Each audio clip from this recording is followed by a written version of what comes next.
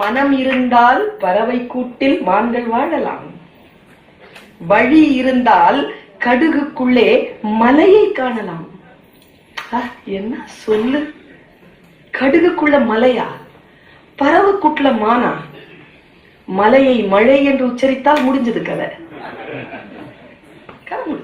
கொஞ்சம் சிரமப்படணும். தமிழ் அப்படித்தான், நாக்க போட்டு அப்படி விளையாடும் தமிழ். அதனால்தான் சொன்னேன், அடுத்தவர்கள் பாடினாலும் பேசினாலும் இன்பம் தருகிறது நமக்கு.